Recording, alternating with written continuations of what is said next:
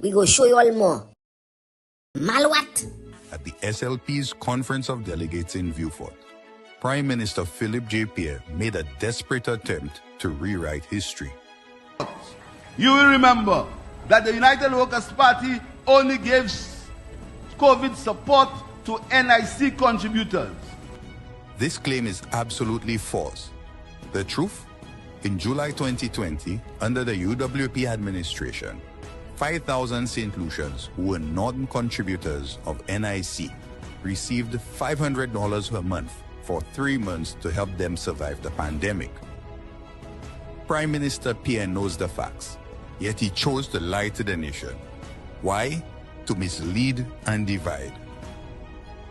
St. Lucia deserves a leader who values integrity, one who speaks the truth, not one who tries to twist it. Pierre, pardon. We need real leadership, not deception. Caribbean American News Media, your Tuesday night power hour. Live every Tuesday at 8:15 p.m. on Facebook, YouTube, and GVV TV channel 115. Join your host, Garfield Olliver, as he dives deep into the latest inclusion developments, regional affairs, and global issues that matter to you. From politics to the economy, community stories to international headlines, we cover it all with real talk and real insights. Stay informed, get the facts, be part of the conversation. Don't miss out. Set your reminders, share with your friends, and tune in. Caribbean American News Media, the news you report. Welcome to the Caribbean American News Media Show, your premier destination for in-depth coverage, engaging discussions, and entertaining segments showcasing the rich tapestry of Caribbean American culture. Join us as we explore a wide range of topics, from current events and community spotlights to arts, music, cuisine, and more. Our show features exclusive interviews with influencers, artists, community leaders, and everyday heroes who are making a difference in the Caribbean American community. Stay informed and inspired with our thought-provoking segments that highlight the diversity, resilience, and creativity within our community. Tune into the Caribbean American News Media Show for a captivating blend of news, entertainment, and storytelling that celebrates the Caribbean American experience. Get ready to discover new perspectives, celebrate successes, and connect with the heartbeat of the Caribbean American community. Don't miss a moment of the action. Stay tuned to Caribbean American News Media Show for an immersive viewing experience like no other. Hashtag Caribbean American News, hashtag show, hashtag cultural celebration. Well, special good night to all, good evening to all our viewers here on Caribbean American News Media Platform. It is a privilege to be here with you, folks. How is things so far? What's going on? Greetings, greetings, greetings. It is Tuesday night, and as you know, once that bell goes off, it is news time. Caribbean American News Media. I am your host, Garfield Olliver. We're going to get to work. All right. Now, in this space, a lot of things can happen, but we want to thank you so much for being part of the experience. Those of you who are viewing us through our YouTube channel, and those who are viewing through our Facebook channel, and I believe GBD TV should be on shortly. We want to thank you so much for being part of Caribbean American News platform. Please share the live and tag a friend as soon as you come in. We depend on you, our viewers, to share the live and to tag a friend as we continue with these programs. Now, I was not coming on tonight, but I didn't want to disappoint you. I have so much, folks, that I am doing at the same time. It is just beyond superhuman, but we're here together. And we will get it done. I just want to first of all give God thanks and praise for spared lives and new mercies. He is the God of my life. He is the director, the lead, and so I give him praise among the people, among the nations. I am not ashamed to say that I'm a Christian. I'm proud to be a Christian. Praise the Lord. And so tonight we're going to go into we have a lot on our plate, and I'm going to open the lines so that we can at least get as much calls as we can. But I have I'm going to take some time. We will get to 100, so I'm going to wait for that 100 mark before we can move on with the show. But I invite you to share the live and tag a friend, that the folks know that we are on with our news broadcast. To those of you viewing us from around the globe, we want to thank you so much. Those of you who are viewing from Nigeria, of course, greetings to you. I know we just picked up a few audience there in Nigeria. And so we're going to discuss tonight some stuff over there in Nigeria. Nigeria is in the news thanks to St. Lucia. We are going to just speak our minds tonight. It's an open mic tonight. And so I want to hear from the citizens of the nations. Greetings to you folks in Guyana and my friend Clive over there in Grenada. Those of you in Dominica, Martinique, St. Vincent, Barbados, the rest of the Caribbean, the rest of the region. Thank you for being part of us here. All right. Now, I'm going to just highlight some of the things that I want to touch on in this program. One, we have the national honor that was bestowed on Bola Ahmed Tinubu, who is the president of Nigeria. We also have the k-9 dog that was found dead. We have a number of statements concerning the k-9 unit, of course, from former Commissioner Milton Daisy, also Mr. Hilaire, the Prime Minister, Mr. Pear. A number of statements that was made concerning this same k-9 unit. We are also hearing that some, I believe, customs officials were arrested as a result of trafficking. None of us are surprised, of course. We're not surprised, but we're going to have a discussion. Let's pretend like we are surprised tonight with what is happening in our society. And then we have, I heard something from Mr. Frederick that I believe we got to just browse on quickly, just for correction, folks. We got to deal with those things. Unless it takes root in our society, we got to make the corrections publicly on these platforms. Like I always say to you, we are documenting history, and these recordings that we're doing will register through the archives of history when many are gone and a generation is to manage their own affairs. And so I want to take the opportunity to pretend like I am surprised with what is happening, and I hope that you can pretend that what you're hearing and seeing is not happening in your country. So there is some drama that is happening over there in Castries southeast, I believe it is. That is Mr. Joachim Henry's constituency. That is the constituency that Mr. Guy Joseph will be contesting on behalf of the United Workers' Party. So there is a whole lot of drama happening over there in Castries South. Now, I thought that it was the United Workers' Party that always have drama when it comes to the selection of candidates. I thought that, that we were told by Girodi not to air our dirty laundry in public and all the nice things that the Labour Party sometimes reminds us of, not with good intent, but to mock the idea that you guys have confusion, you guys have people that are unhappy during your selection process for a candidate. And the United Workers' Party went through that phase of individuals being disappointed, feeling, disillusioned and all the other things. And many were in their feelings, of course, and air those feelings publicly.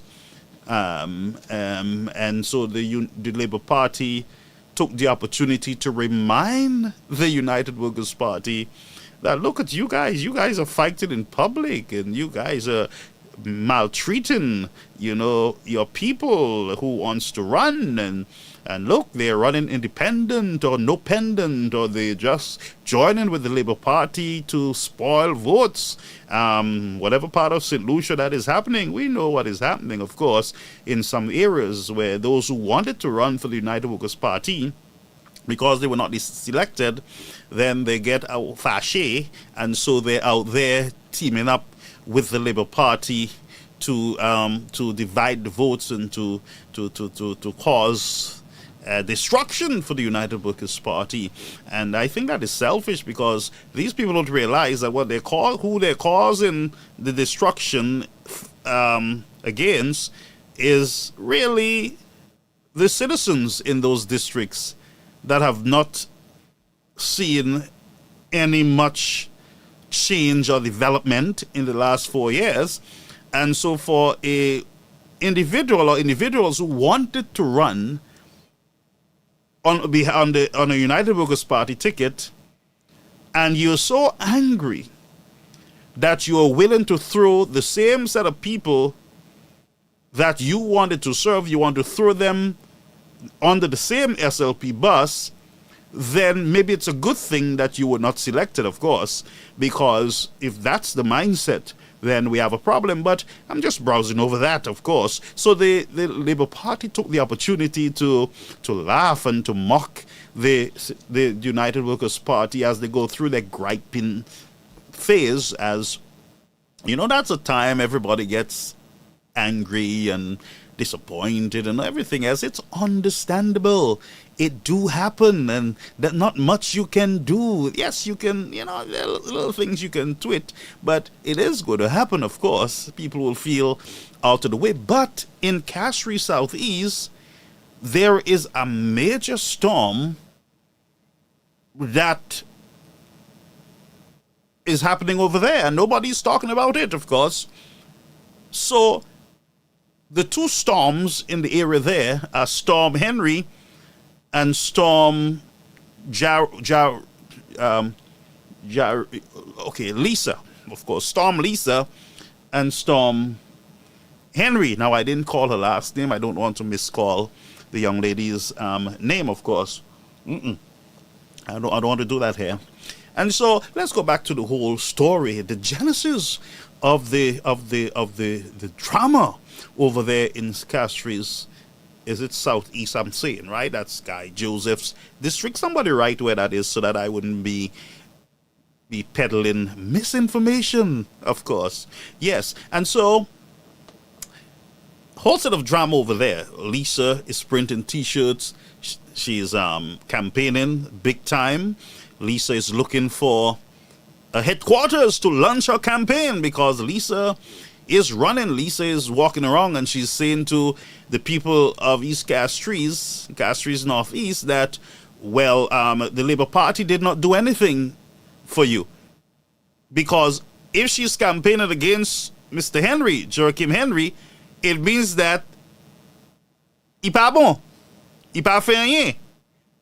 Well, when we say rien, il pas fait rien, it doesn't mean that he did not do nothing, of course. He would have done things in his community. Sometimes things that we don't see, we don't feel, and we don't understand. He might be doing one or two things in the area there. But Castries Southeast, thank you so much. But Lisa comes in like a bulldozer, and she's causing havoc through the entire Castries Southeast. She's blocking people. She's turning people against Mr. Henry. She's saying to them, he did nothing for you. I'm the candidate. I'm the one running. And we're hearing, it is alleged that she's saying, well, people are saying that she's saying, now this is kind of a little drama and war-ish, you know, but so I'm kind of bordering on not getting too much into the drama that is unfolding in Castries Southeast, but it is good to spend some time talking about it, because for a party who said to us that we are full of drama, well, I don't know what to say. Something's happening up there. But let's whisper about this, because, you know, we don't want to cause them any more pain than they're having up there. And so some people are saying, look, the party, Mr. Pear, these guys bless, give the girl, Lisa, the blessings to run in that community, because they don't want Henry. Henry is a liability right now. We don't want him. We want Lisa instead. And so Lisa printed her T-shirts and she's all excited. She's saying to the people, now it's alleged that, look, man, I'm the one running, not Joaye. Yes, Joaye, Lisa Joaye. And so she said, look, I'm the real McCoy, not him. He's not running because he didn't do too well. He didn't do good at all. No. I'll do a better job than him. In other words, the Labour Party, she's saying, failed in Castries Southeast. That's what she's saying to you folks. If you don't have ears to hear, that's your problem. But that's what she's saying. That's what they're saying. That we have a better candidate because this guy did nothing for you guys really than some galvanize and some other things in the community, but nothing big, no real change in that place, you know? And so there is great contention. And let me just say something about this. And I believe in equity. And I believe in equity for all. Mr. Henry is the sitting parliamentary representative for Castries Southeast. It is not fair to him. It is not fair to him, even though he was not fair to Guy in the church, and he was not fair to the church members, his own church members, he was not fair to them, of course. But it is not fair. It is not right that he is the present rep, but then the bourgeois of the party are empowering Lisa Joai to run. It's not right. And yes, there is democracy and there's the rules of the game, but the rules of the game should have a conscience. The rules should have conscience. In this matter, I think it's unfair. It is not right. And by the way, whoever you send, Guy is ready, of course. Whoever you guys send, you send Henry or you send Joai, doesn't matter to us. But I'm saying, for you, the people of Castries Southeast, you better be careful. Because it's going to be very easy for you to be victimized by one or the other, either Lisa or Henry. But it is easier for Lisa, based on the attitude, based on the lack of principle and discipline. You understand what I'm saying? It is very easy for her to victimize those who refuse to support her, to victimize those who have decided in their minds that we are going to have some principle here. We're going to have some discipline here. We're going to stay with the present rep, who have indicated that he is running again. He have not said he's not running. He've never said that he don't want to run. And that's why Lisa should stand down. Lisa should have not done all what she's doing, printing T-shirt, looking for headquarters and going around the district behind Mr. Henry's back, campaigning. It's wrong. It's not right. And I am saying to those supporters in that area, watch your bread. Watch your bread, and I can give you some advice. The alternative would be Mr. Guy. You know him. He was there before. There might be areas that I'm sure you would want him to improve on in his leadership or his management of the community. Take the chance with him. Talk to him. But what you're going into there, that hurricane that you guys are in up there, Sapa bon, Sapa nice.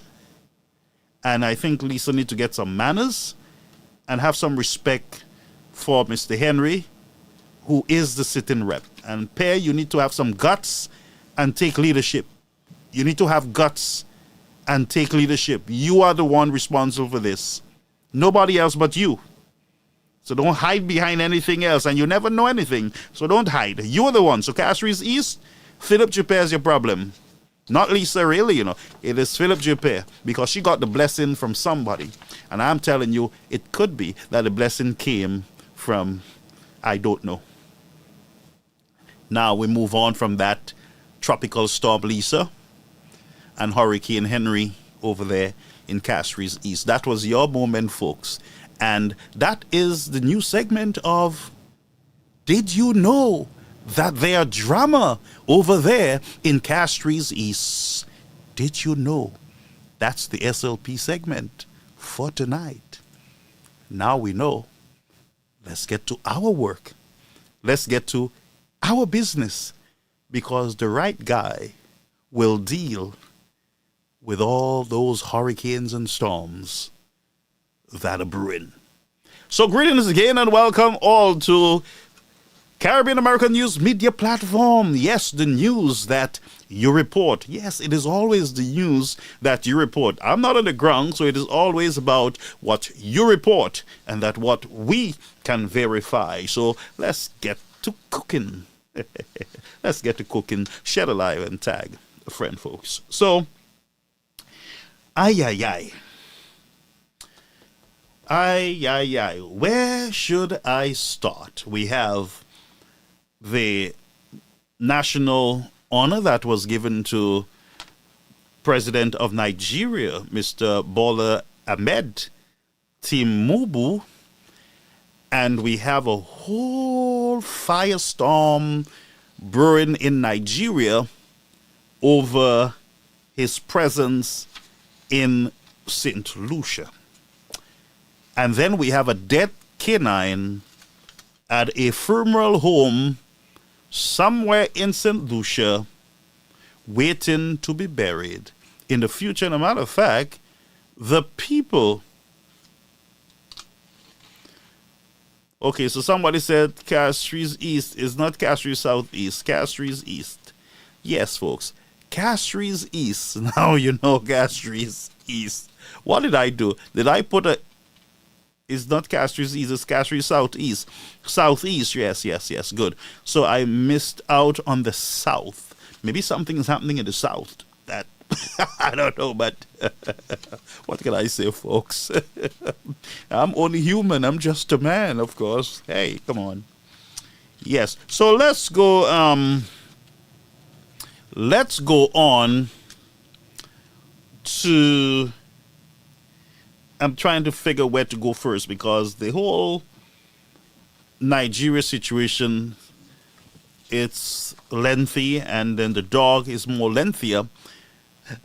So I know I'm very mixed up. It's summer, of course. Who's not mixed up during the summer? Now listen to me, it's water I'm drinking. Glow now, boy. Whew, water. So let's start with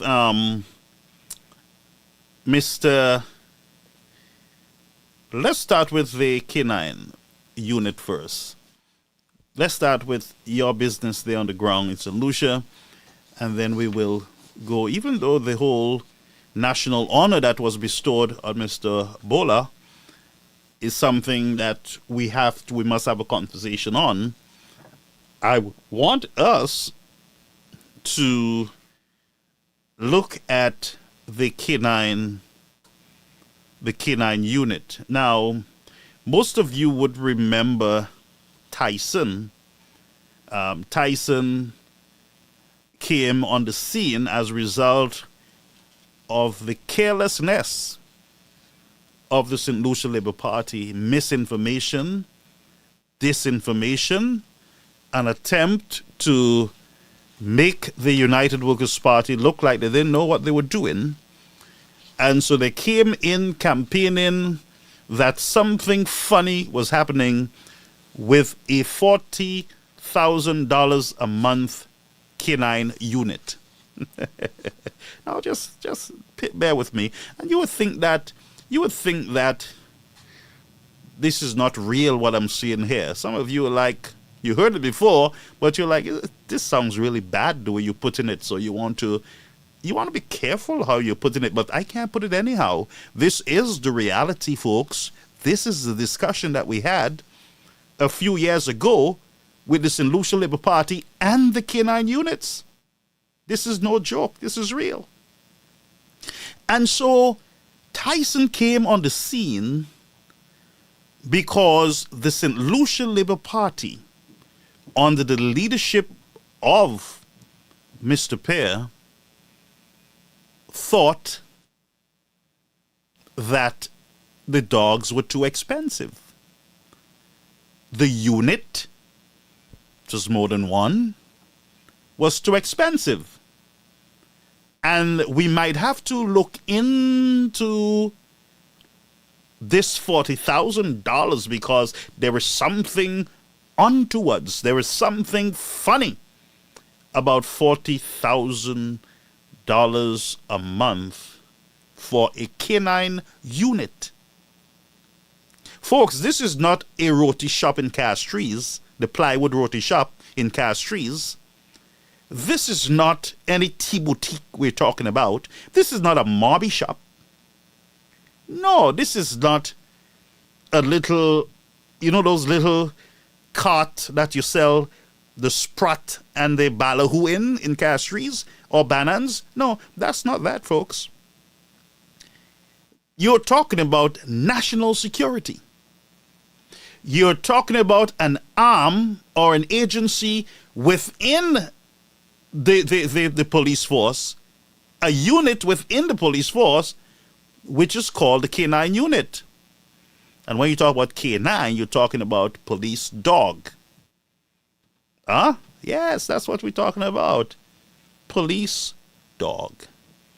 Now, most of you would remember that we had a major problem with our scanners at the port. For some mysterious reason, the scanner got thirsty and started drinking water.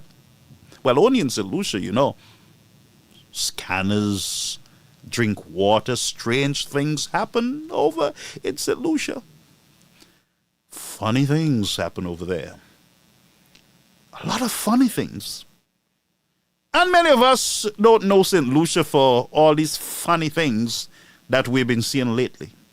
So we have the scanner drinking water, of course. We have the radars not functioning. We have both engines out of commission, not working, and the list goes on and on and on. And we had a K-9 unit that was messing up them fellas really bad. So the K-9 unit, of course, couldn't get rid of it because you had the United Workers' Party in power.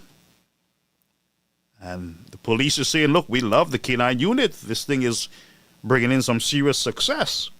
Over 60-something% success rate in their bus. Firearms and monies. So the K-9 unit, folks, was effective. That unit was producing for $40,000 a month. I want to ask them, do you think that the forensic lab was too expensive to run too? I'm just asking questions, of course. So we had all our major national security apparatus not functioning or drinking water. Well, we never got to why the scanners were drinking water. We never got to that, of course. But that was the problem. So our national security, you would agree with me, was compromised. Compromised. Your radars, your national security, your borders are compromised and not secure. And so what the Honorable Alan Chasney did when he came in was to ensure that the radar was functioning, that the marine unit, the boat engines were functioning, and that we tried to get down to this whole issue at the port with our scanners. Because no country should have any of these security gadgets not working. No country in the world.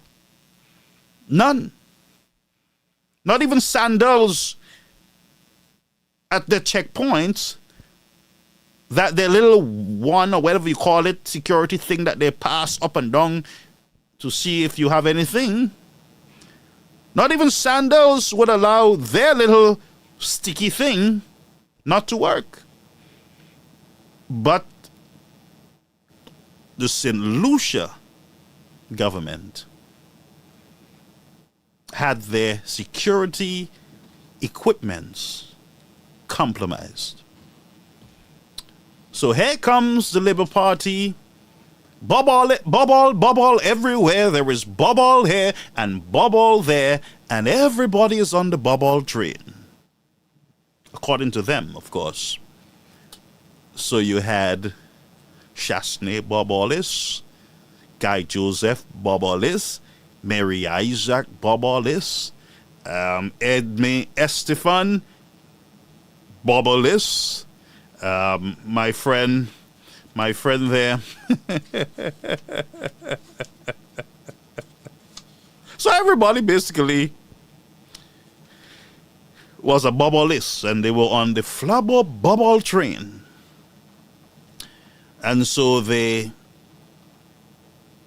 said to you that there was something happening with the k-9 unit, and maybe, just maybe, it might have been Chasney trying to funnel money to a friend or family friend.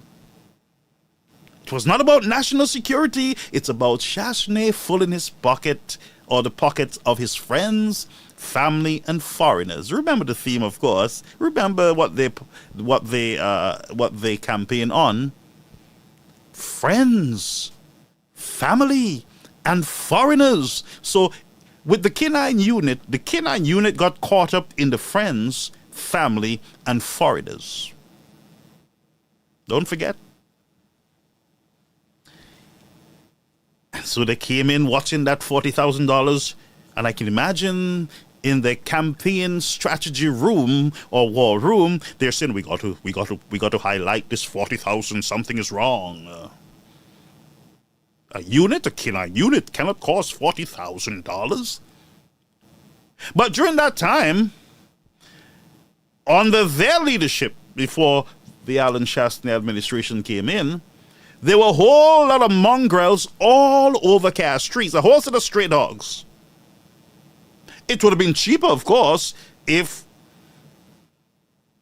I'm just giving them ideas, well, they will be out soon, of course. They could have gotten all these mongrels and skettle dogs all over the place and hire them, put them in the police force. It's cheaper. They're accustomed of eating nothing or anything. And a matter of fact, not many of those skettle dogs die from eating rat poison in castries. or eating rotten fish. They might get an upset stomach, of course, but oh no, those dogs' stomach are like steel. And it would have been cheaper, I'm sure, to have a skittle unit as a k-9 unit. Because if you're saying $40,000 was too much for national security, then I'm sure you would have been offering an alternative. And so my alternative would have been pick up all those stray dogs and get them to work. So I'm going to remind you of some stuff, some funny stuff that you might want to pay attention to. Let's go back in times. Operations with a 63% success rate that included the confiscation of firearms, drugs, and cash. Over $40,000 was recovered in just one operation, and 9 firearms along with a substantial amount of drugs in another.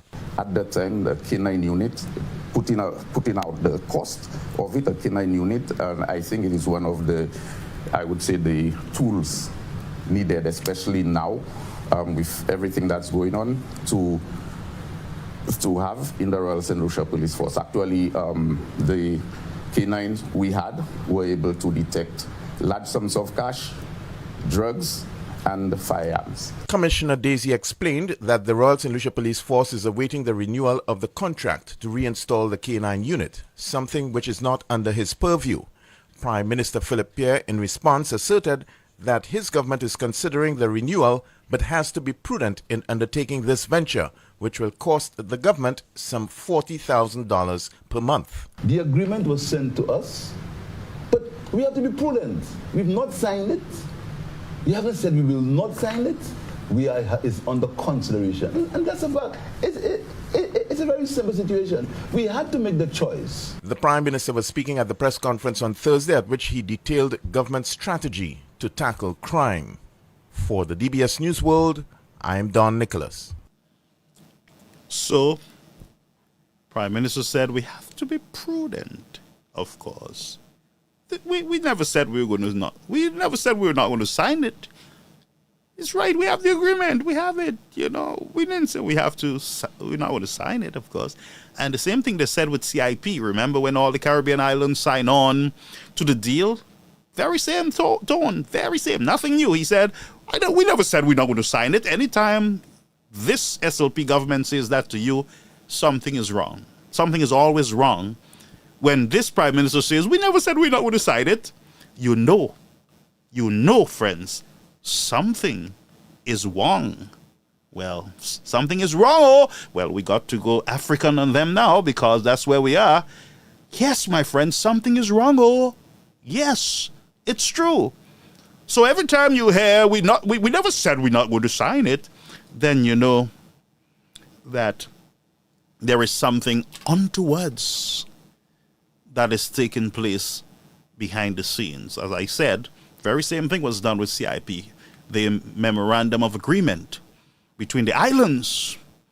You know, they wanted to wreck the CIP market. They wanted to pull in as much deals as they could, and so we never said we're not going to sign it. K-9 unit, of course.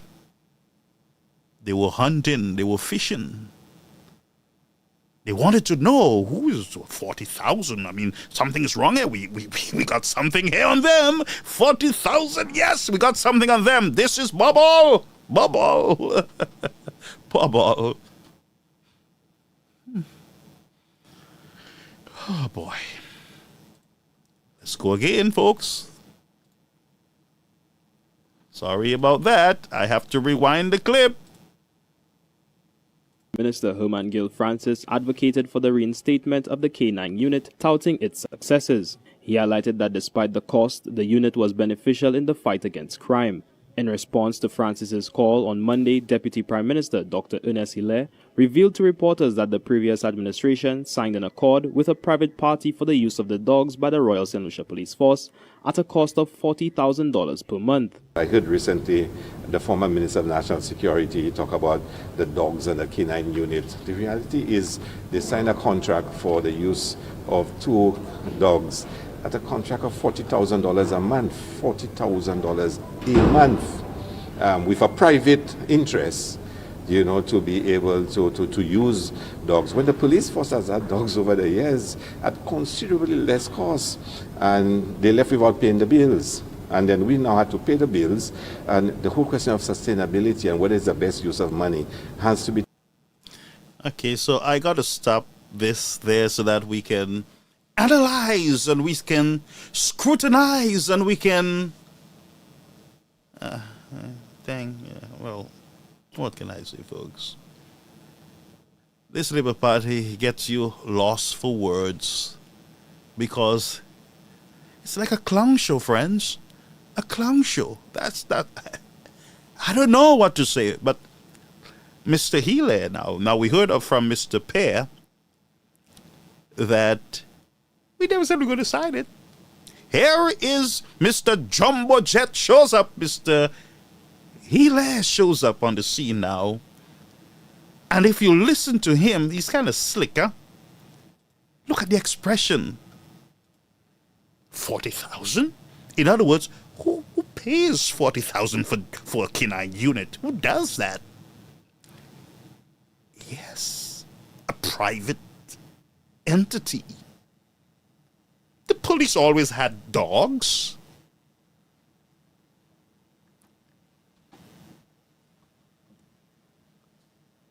I don't know what to say, folks. The police always had dogs. Why 40,000 now? By the way, Mr. Hilaire, the police always had baton. Why guns now? How about that? The police always had a flashlight and a baton with an old piece of string tied around it. Why have guns now? It's much cheaper for baton.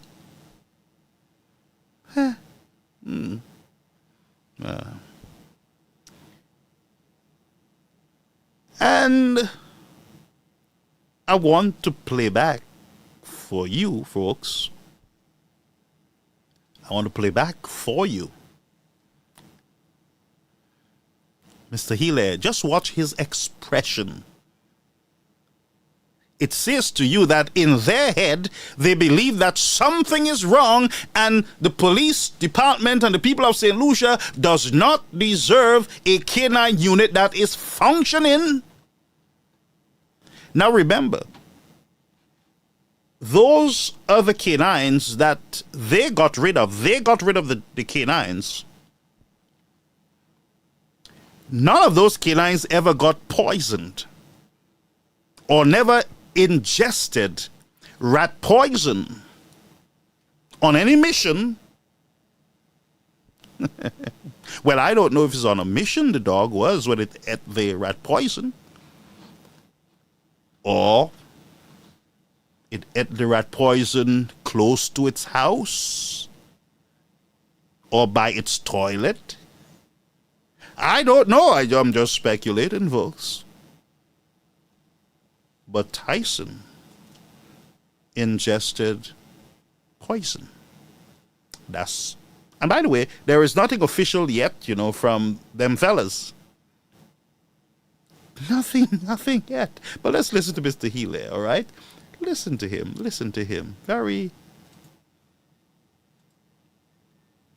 Leave him alone, but let's listen to him. With a private interest, to be able to use dogs, is they signed a contract for $1,000 per month. I heard recently the former Minister of National Security talk about the dogs and the k-9 unit. The reality is they signed a contract for the use of 2 dogs at a contract of $40,000 a month, $40,000 a month, with a private interest.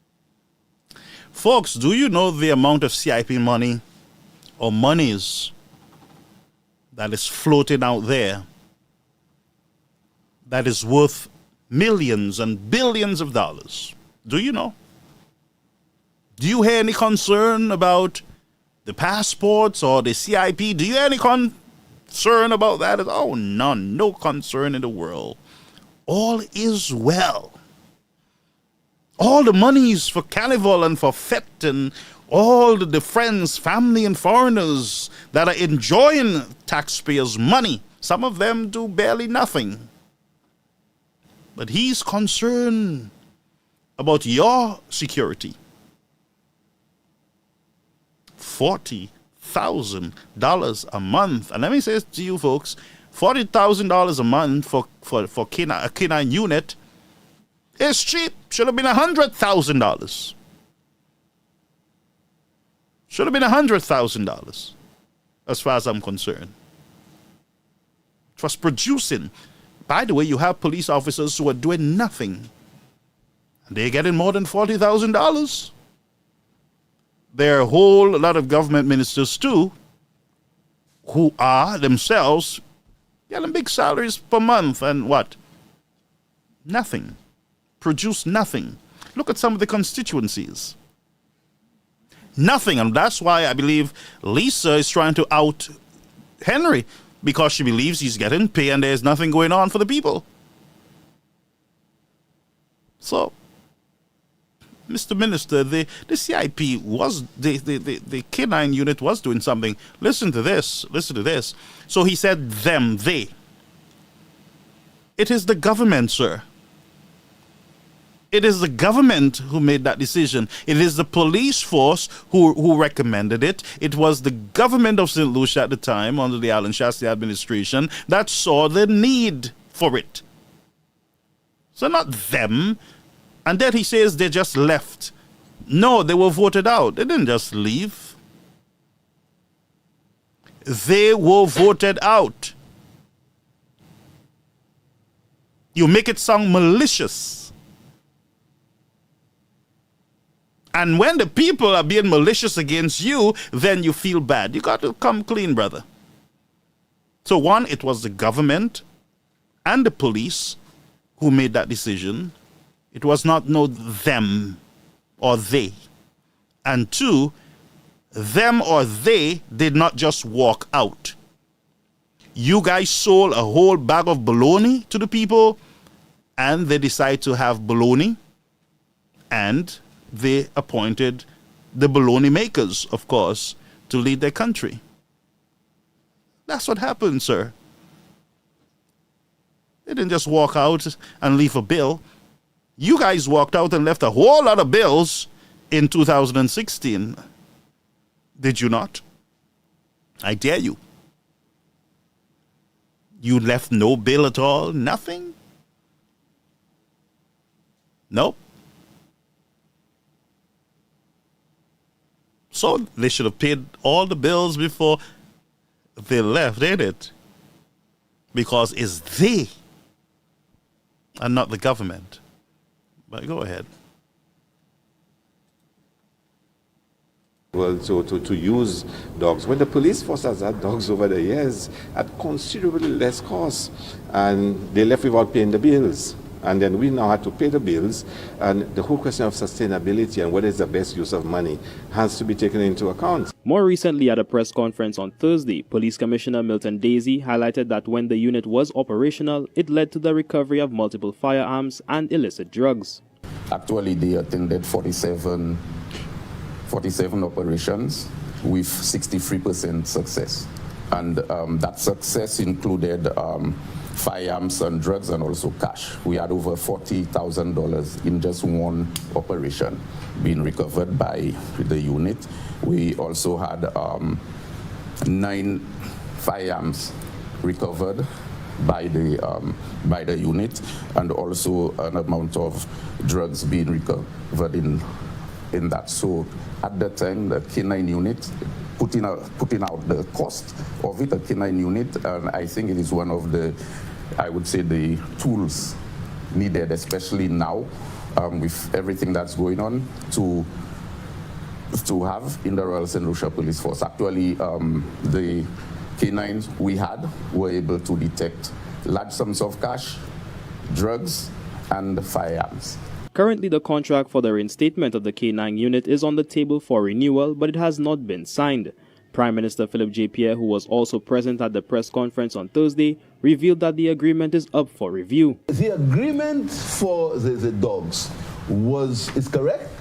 The Deputy Prime Minister is correct. It's $40,000 a month. The agreement was sent to us, but we have to be prudent. We've not signed it. We haven't said we will not sign it. It's under consideration. And that's a fact. It's a very simple situation. The Prime Minister disclosed that the government could not immediately renew the contract for the dogs as there were more pressing economic matters to attend to. Reporting for the Hot 7 TV News, I am Kareem. So there were more pressing matters to attend to, and crime was not one of them. The gun challenges that we had in the country was not one. The money laundering, all the nastiness, folks, that was happening in the country. And by the way, the police were crying out. They were begging for the unit. The information was there. The police provided the information. Here is the success rate. In one raid alone, the dogs were able to pay for itself. In one raid alone, the dog made $40,000. That dog knew how to work. That's a good dog because that dog was able to find $40,000 to pay 1 month of service. But he's saying that there were other pressing matters like what? The special prosecutor, that you're paying a whole lot of thousands of dollars a month because you're trying to find Bobol. Sorry. That was not a laughing moment, but I don't know why I laugh. I'm sorry.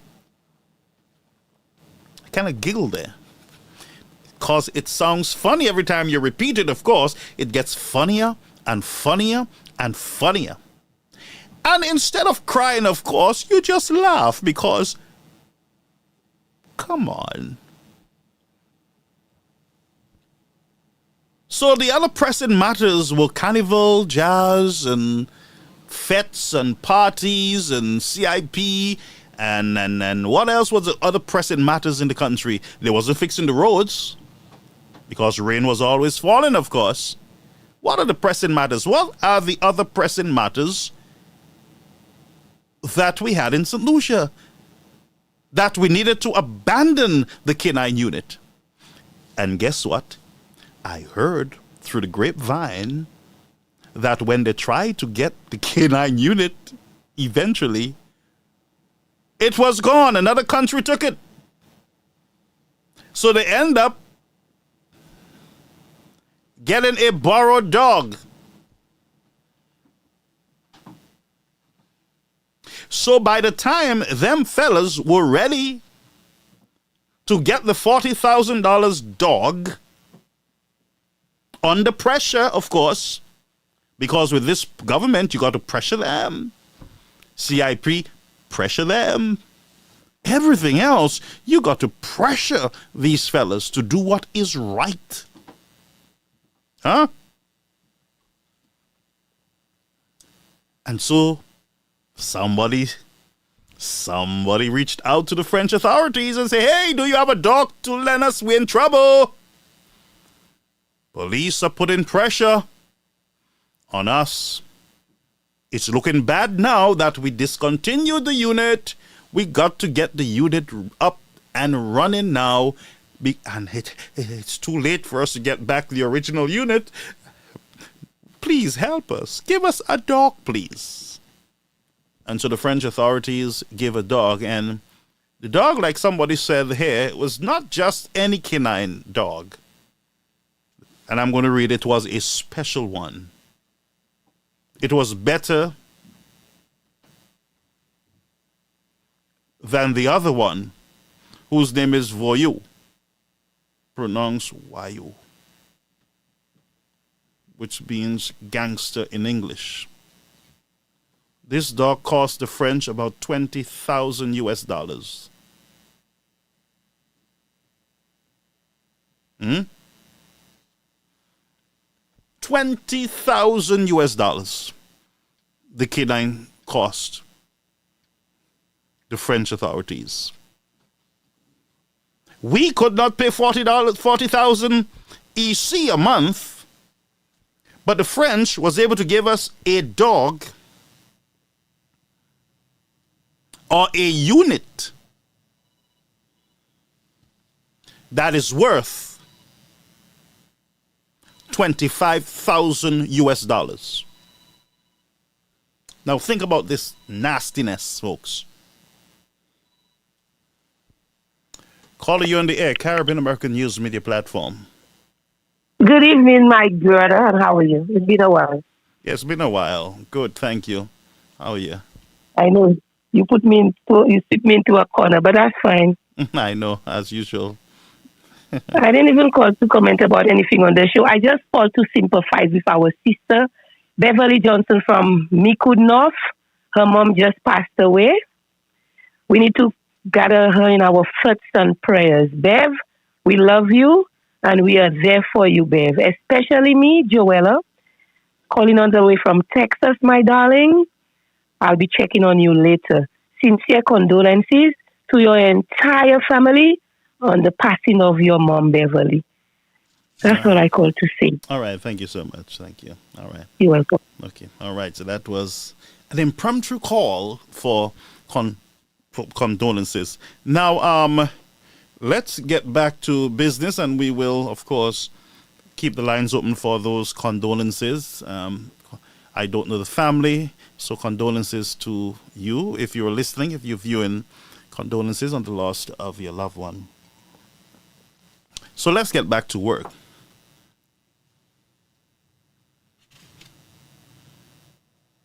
So let's see how they're going to bury this dog. If it's going to go back to the country, original country of origin. Let's just hope.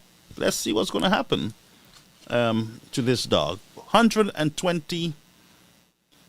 Oh, yeah. It's just ridiculous. The hypocrisy I really don't appreciate at all. So let's go to another clip concerning the dog. Let's go to another clip. All right, just bear with us, folks. Bear with us. Bear with us. Martinique at a ceremony held at the police headquarters in Castries. Please rewind. On Thursday, St. Lucia Police Force welcomed a new K-9 unit from Martinique at a ceremony held at the police headquarters in Castries on Thursday, July 18, 2024. The addition of this K-9 was anticipated to enhance the RSLPF's capabilities, particularly in recovering and seizing contraband guns and ammunition, a task which previous K-9s played a crucial role in. At a November 12 press conference, Assistant Police Commissioner Dr. Mashama Sili indicated that at present the unit still consists of only one dog, and while she is hopeful that the fleet increases, the decision to enlist additional dogs is that of the Acting Commissioner of Police, Vanguard. So as we all know, because we had an orientation earlier this year, we have one K-9 thus far. Whether we will have additional, I'm hoping that we do, but Commissioner would be the best person to indicate whether we definitely will or not. Sealy's also disclosed that the K-9 has successfully recovered guns, ammunition, and drugs, serving its intended purpose. Thus far, the K-9 unit has participated in a number of operations. And of course, during those operations, firearms and drugs have been recovered. So yes, I would say it's successful thus far. A few years ago, Honorable Dr. Ernest Hilaire revealed that the previous administration had been spending $14,000 per month to fund a police K-9 unit. The K-9 unit's contract, which began in April 2021, was intended to be renewed annually. However, the Honorable Prime Minister Philip J. Pierre had noted that the paperwork was under review. The Acting Police Commissioner has not disclosed whether an additional dog will be added to the unit. For the Hot 7 TV News, Chrissy Bakey reporting. Thank you, Chrissy Bakey. Now, let me give you a little more information on Tyson. Tyson is actually, the age of Tyson, the dog is actually 2.5 years old. And we're talking about doggy life, okay? 2.5 years old. Tyson, the late Tyson, Constable Tyson, or Officer Tyson, has a life expectancy of over 7 years. So basically, Tyson was very young, a young dog, but yet experienced. Now, this dog was not born in Martinique or France. The dog is originally from French Guyana. You understand what I'm saying, folks? I'm talking about Tyson, k-9. So Tyson came over from French Guyana. It is 2.5 years old with a life expectancy of 7. Came all the way from the French authorities into St. Lucia and lost its life. Not in the line of duty as far as I'm concerned. Because there is no official statement. I didn't see any. I would say, I don't know if you saw anything in the news or from the police. But they had a grand celebration, with the cameras and everything when they got the dog. But I don't think I saw anything official. Maybe there's something out there. Call you on the air, Caribbean American News Media Platform. Good night, my brother. How are you? Not bad at all, sir. Greetings. I did a little research on the knighting of the highest honor of St. Lucia, right? And my research told me it was who was the person that enacted that knighthood? Was it Kenny Anthony? I think it was Kenny Anthony or the late Velen John, one of them. It was Kenny Anthony and his team that brought us about. And that all came about when the ambassador for Rome, Chuguri, that time Chuguri was more prominent. You used to hear about him more. And that thing came about, and, I wonder, does this sir or that knighthood that we have bestowed on the African president, does it have any value outside of our country? And the thing what I want to say again based on that is that with the economic turmoil and the global turmoil, I wanted to say, what message this is sending to our friends? And already we are not on good terms with our friends when it comes to the visa problem, visa restriction, the CIP. And also we're losing our bananas to England. And one thing in particular that caught my attention, my brother, is the passing away of a police officer, k-9 officer. Because a lot of people like to regard it as a dog. Hello, am I there? Yes, you're there. Yes, sir. Mm-hmm. Yes. A lot of people might regard it as a dog. Mm-hmm. But in essence, it is a police officer. And I don't want to go into too much details in that. Now, what I'm trying to tell you in a nutshell, what would the French that gave us that's a personnel. So it's basically the French sent a police officer to help the St. Lucian police force with policing. And that dog died, or the police officer died in the care of our government. So what I'm trying to tell you, my brother, or your listeners, is that it is a sad state of affairs because it is happening right after each other. It comes to CIP, then the Americans threatening us with visa restrictions, the Europeans threatening us with visa restrictions. We lost our bananas.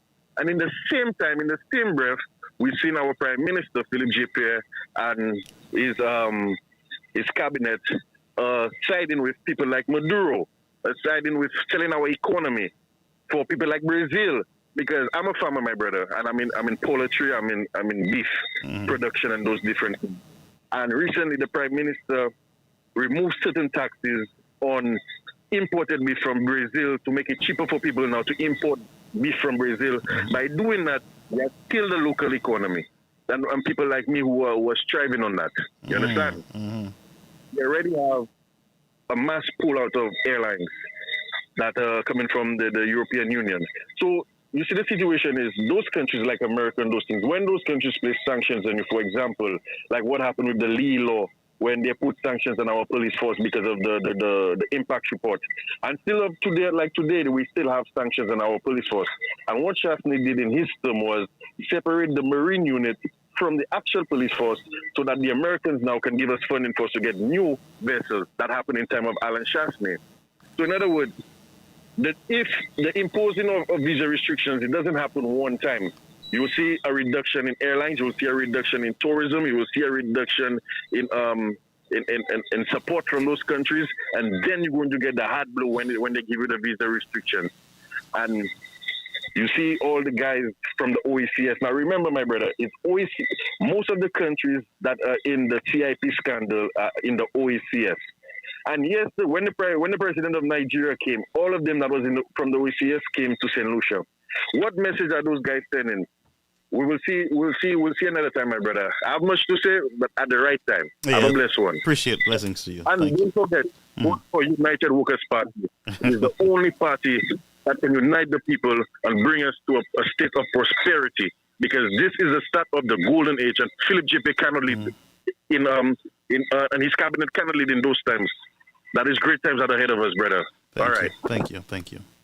And folks, there's something that I am hearing. I'm hearing that it is not the first time that the French has given us a dog and the dog have lost its life or have been killed in St. Lucia. We need to verify that. I'm hearing that it is not the first French dog that have lost its life in St. Lucia. So I hand over that to the authorities to confirm this whole drama, of course. But Corporal Tyson is no more. Very successful dog in the field. And what can I say, folks? It is what it is. It should not be what it is.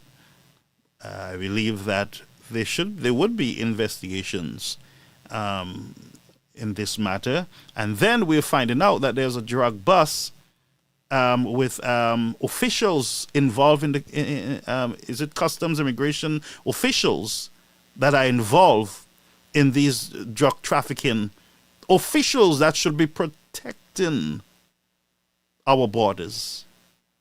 And when you talk about scanners just drinking water and radars not working and all our security gadgets are compromised, and now the k-9 unit is gone, then of course we will start thinking, adding 1 and 1, and many of us will get 2 or 3.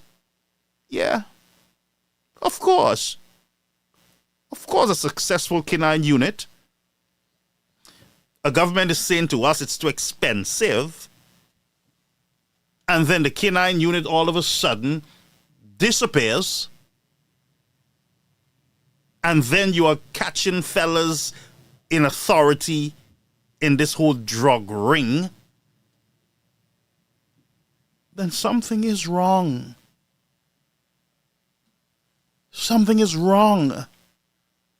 And I believe that you might be in need of a reset. You might be in need of a reset in your country. Because these can't be coincidence. No, sir. Cannot be coincidence, friends. Anyway, do we have one more k-9 talk situation? Yeah, I believe so. Let's take this call and then we'll do. Okay, so let's do this. We'll take the call after. Let me just finish this. I want to get over to Mr. Bola Ahmed Tinubu. Yes. So let's go over. I see the call coming in, brother. So let's go over to this. A second k-9 This k-9 from the French government will now join Tyson, the first member of the unit which was received by the RSLPF The Royal St. Lucia Police Force welcomed a second K-9 into its ranks. This K-9 from the French government will now join Tyson, the first member of the unit, which was received by the RSLPF in July of 2024. With the recovery of firearms and contraband at the top of the force's priority list, head of the Gang, Narcotics and Firearms Unit, Siobhan Matthews, says this addition will strengthen the force's operational capability. This dog will serve not only the RSLPF, but will also be a vital asset to our customs, marine unit, and other arms of law enforcement throughout the island of St. Lucia. It will bolster our efforts in intercepting the trafficking of illegal firearms and narcotics, two of the most serious threats to our national security. We know all too well the devastating effects that gun and drug-related crimes have on our society. These crimes rob families of loved ones, fuel gang violence, strain our healthcare and our justice systems, and ultimately destabilize the economy and social fabric of our nation. Our communities live in fear, and our youth are often the ones most affected. With the K-9, we are not just acquiring a dog, we are gaining a partner in the fight against transnational crime, a partner whose senses and instincts will help detect what human eyes and hands often miss. During his expression of gratitude, Police Commissioner Vern God stressed the importance of maintaining a strong connection with the French forces. We've seen a major relationship being further bonded with the French, in that we have secured the place for French speakers in the organization by 15. We have gone to Martinique, and the team has enjoyed the culture and the vernacular. We've also ensured that we do a number of strategic missions with the French. Unfortunately, we have seen extraditions from our nationals to the French to serve justice, and these are necessary initiatives that we have to do.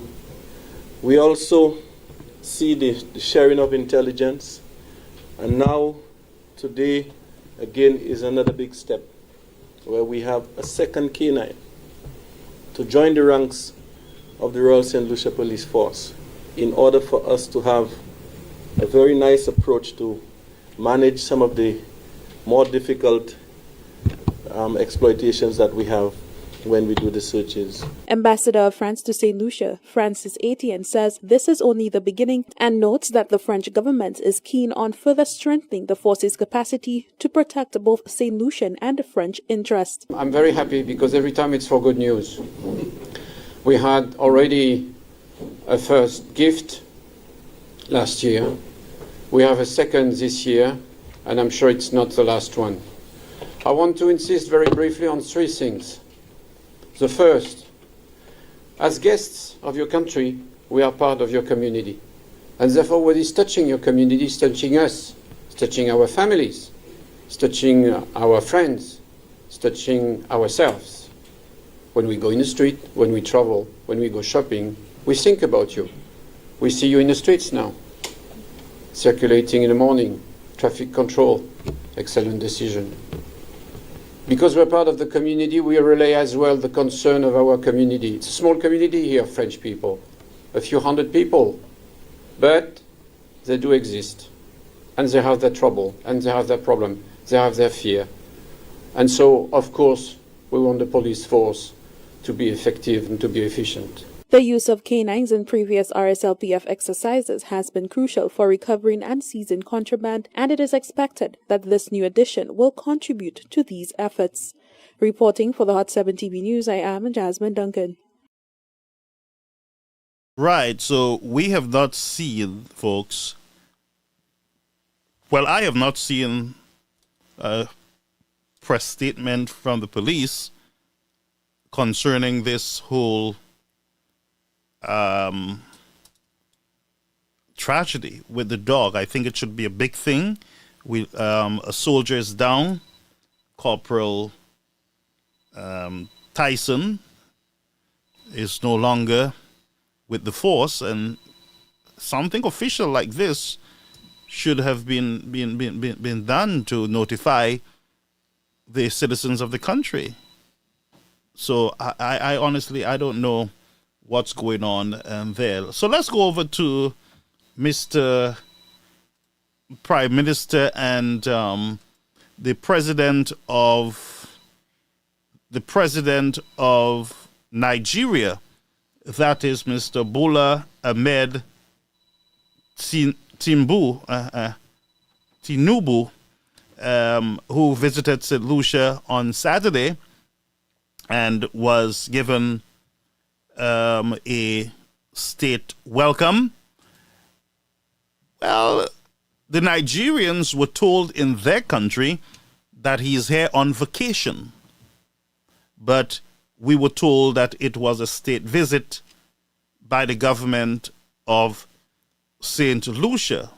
But we're hearing that it is the Nigerians are saying, and by the way, I spoke to some Nigerians who are my friends, and the stories that they're saying that they're sharing with me, it's not good. It's not it's not the best. You know, it's not the best at all, you know. And so the people of Nigeria, the Nigerians, as I said, were told that he's on vacation, and St. Lucian received him. St. Lucia government received him as coming on an official visit, and I'm not sure. If I was in his place, of course, I would have, you travel so far, I would have stayed, especially if my vacation is due, spend a few more days, in the country. But something happened while he was here, and we can talk about airport closure, blah, blah, blah, the inconvenience of everything else. But that's not the biggest issue with this. The Governor General, on the advice of the Prime Minister of St. Lucia, bestowed the KCOSL award honor to the gentleman, the President of Nigeria. And my question is, the truth is, what have this guy done for St. Lucia between Saturday and Sunday and Monday?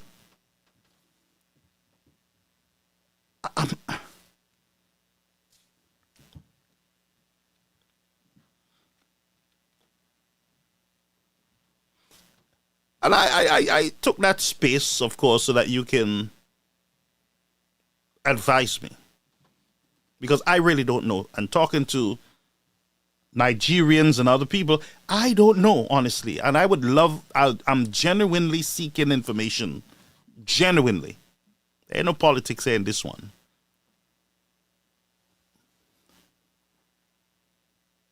Why was Mr.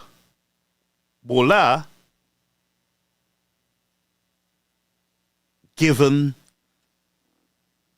the national honor? I believe it's one of the highest honors that you can bestow on someone. And I'm waiting, and I'm genuinely waiting to find out, what is it, because he's from Nigeria, from a black country, that you believe he deserves the honor? Why? Tell me, please, why? Why? Say something to us. Don't just put a ribbon around his neck with a metal on it and put a sword on both sides of his arm, his shoulders. I didn't hear why. Maybe some of you would know why, but I don't know, honestly. And I didn't really pay attention. Of course, I would be the first to tell you that, but I don't know, friends. I really don't know. Now, some scholarships was given. Now, if he's getting the highest honor because of scholarship to Nigeria, then I would think that Nigerians need scholarship to themselves. Well,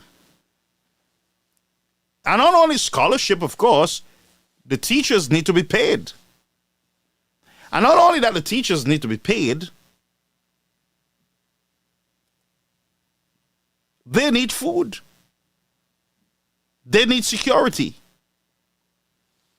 School children are being taken hostage, are being kidnapped.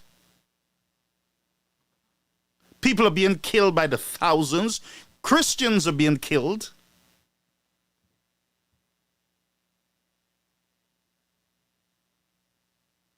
Nigerians themselves would be happy for only just give them 2 scholarships and they'll be okay. Now, we're not being ungrateful here, of course. No, we're not. But let's have a conversation. And who say that we got to stop talking because you're in power as a Labour Party government and you believe that we should not talk, of course.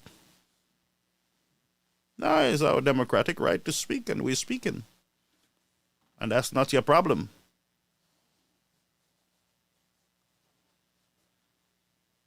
And if you want to talk, I mean, just answer some of those basic questions. Why? So let's go over to a gentleman I came across from the Guardian newspaper there in Nigeria. I don't know what happened there, but let me just reload that page so that at least, folks, at least we can read the article. All right, I have to reload it. Just bear with me. I got to reload it. I got to reload. So let's reload the page. We're not going to log in. We're just going to reload it, okay?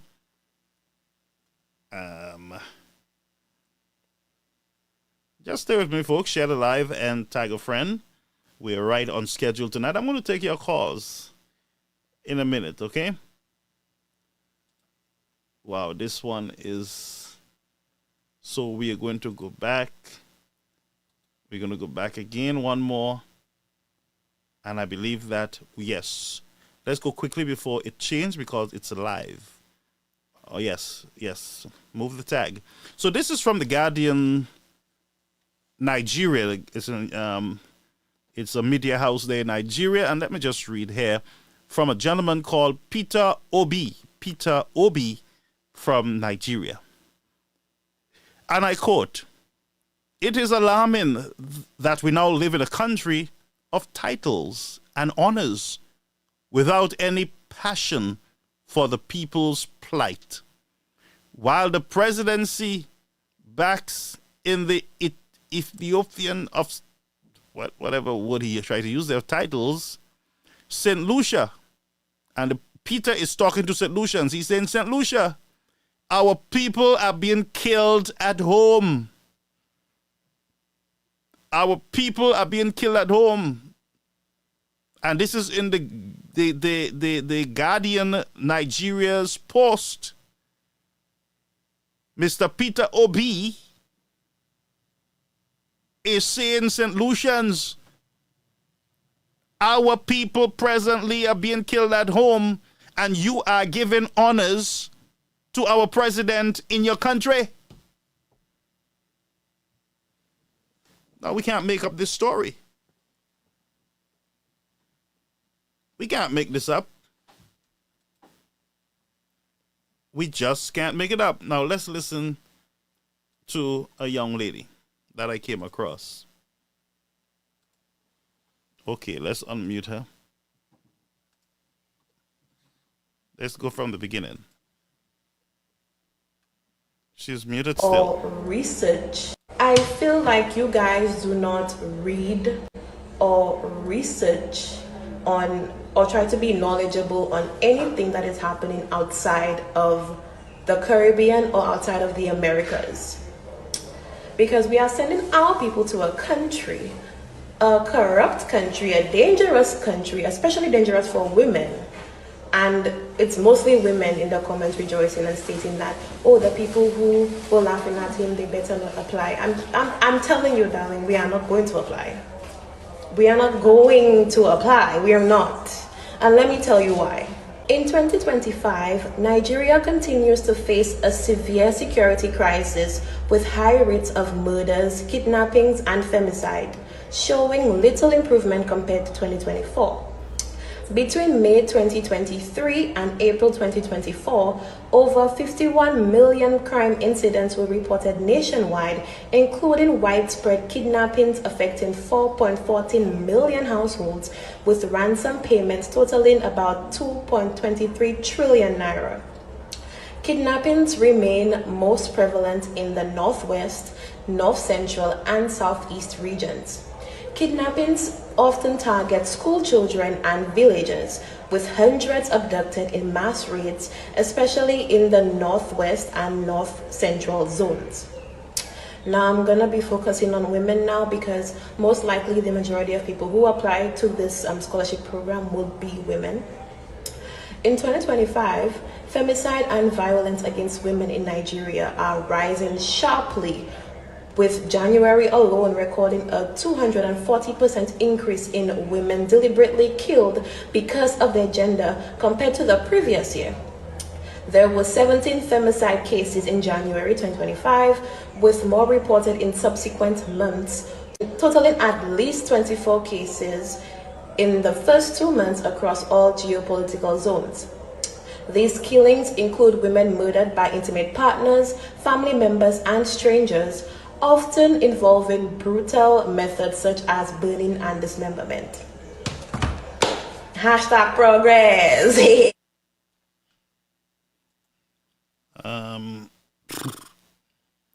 Now she's on to something. It is told, well, it's out there in the news that Mr. President of Nigeria, Mr. Bola, he's not really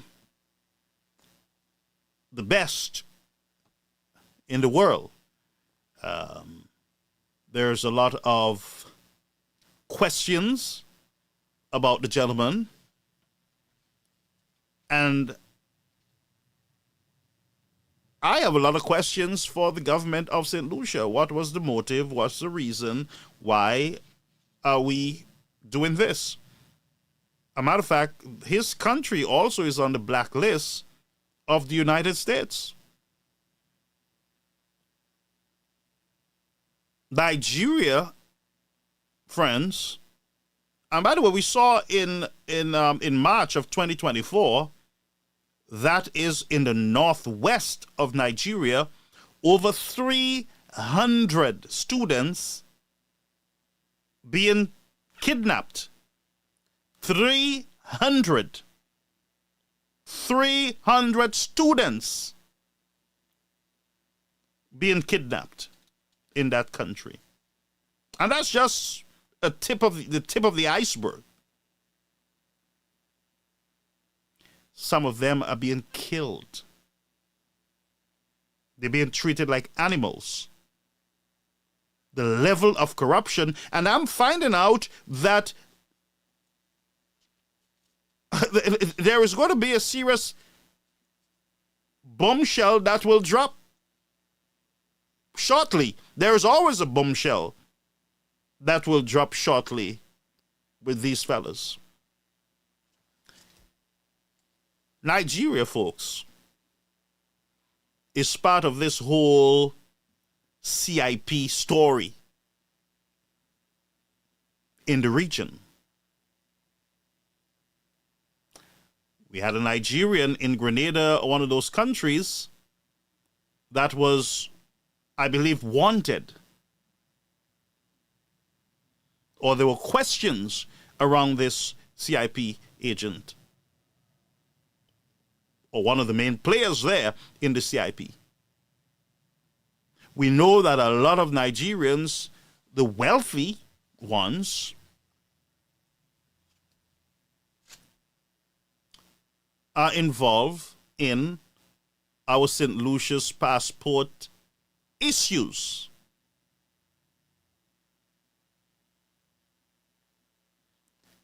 The question is again, what in the world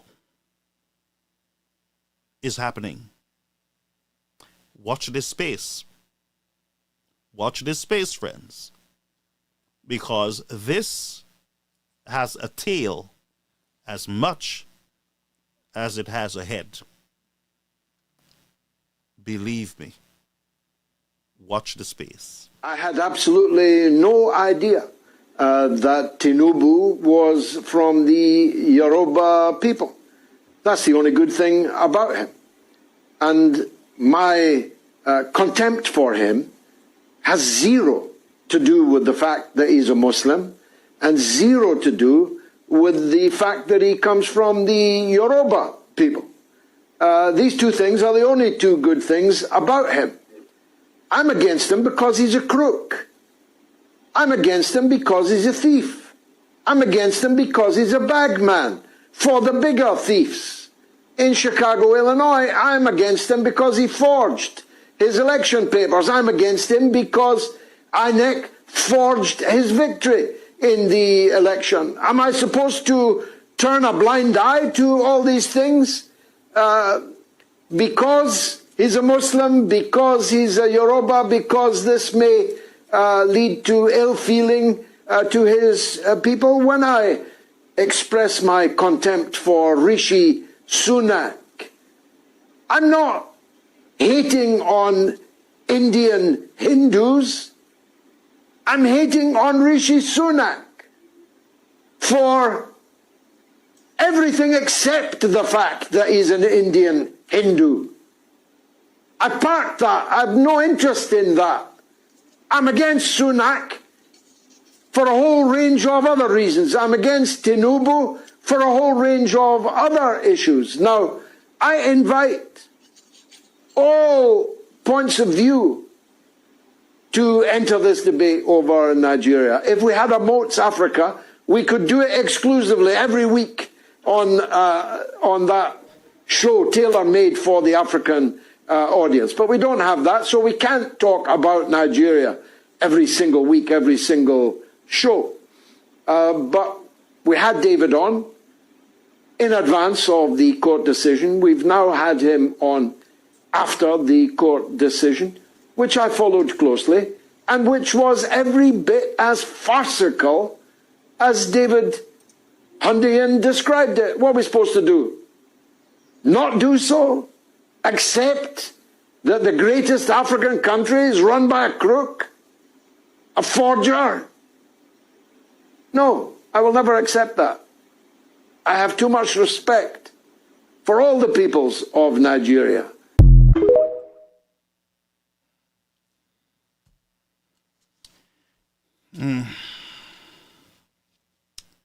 Folks, we're going to take a commercial break, and we will be right back to take your calls, and we will end the show.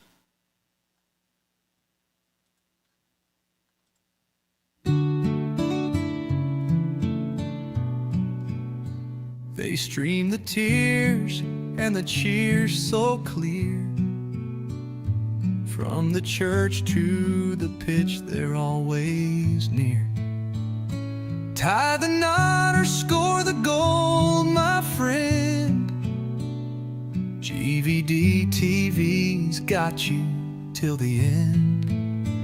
They stream the highs, They stream the lows from wedding vows to final shows, through life's twists and the path it bends.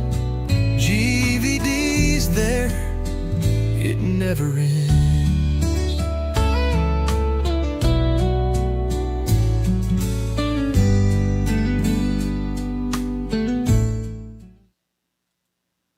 And we are back. Thank you so much, GVD TV, and thank you to all our viewers. We have a number of calls that on this way in. Let's see how we can pull some of those calls in. Those of you who will call in, please do so again. Thank you so much. Caller, you're on the air, Caribbean American News Media Platform. What's on your mind? Good evening, Brother Garfield, and good evening to all your listeners. Good evening to you, sir. My brother, I'm going to say something here tonight. And some may agree, but I know a lot of people may disagree as well. Brother Garfield, if you like to play golf, who do you associate yourself with? Not golfers? That's right. All right. I start by saying this so I can make people think for a little bit. My brother, if you have billions of dollars on your hand and you're not sure how to move it around to not get detected, who do you associate yourself with? You see, we need to think beyond. This thing is too strange. My brother, the guy has been alleged to be a money launderer, you know, and the amount of money that has been moving by the CIP thing, and there is no accountability, no nothing. And pressure is being put on these guys. An injunction has been filed. There's ample pressure being put on. What do you do, my friend? You call in the cleaners, my friend. You know, and we you know, this is just me thinking out loud, you know, my brother. Yep. This is me You're entitled to do so. You know, because I'm telling you, all of us, we watch movies and we see a lot of different things. There is a heist going on in St. Lucia by this Labour government. And we refuse to stop for a minute, or even the authorities stop for a minute and say, no, we cannot allow this heist to keep taking place. Brother Garfield, I am not going to be long because I want what I say to resonate in people's mind tonight. Brother Garfield, the gentleman that these guys are knighting, the guy was under investigation by the feds. The feds, the FBI. This is not me saying it, you know. It's right there for everybody to go watch. Go read it up. You know. So if a man have been under the surveillance of the FBI, that means that guy is a big player. You know, he made it to become the president of the Nigeria, and it's just something that I thought of, my brother, because I'm saying to myself, since when did we become African, my brother? Was it yesterday? Did we suddenly wake up and we became Africans? To those that are saying what they're saying, you know, to most Africans that I meet, or you probably have met some of them, they don't consider us as Africans, you know. Matter of fact, they say you guys were not born in Africa. Yeah. You Caribbean. Well, the Nigerians right now, because of what is happening here, they're saying that, look, our country is corrupt just like their country. That's what they're saying. Some are saying, where's this country? It's like a little dot down the road. And why don't you go to America? Why go to that small little dot down there, you know? I don't know. But my brother, what I just said there, I want people to think because I'm telling you, the way I started, I make people think. Because if I'm a golfer, I will not go and be sitting around guys that play soccer. No. I need to associate myself with golfers, so I become a better golfer. You know, so you guys think of that for a minute. Why is this president really in St. Lucia? Have yourself a wonderful evening, my brother. Thank you. Thank you so much. Folks, there's more. You got to watch the space. I did say that to you. You got to watch the space. So the lines are open.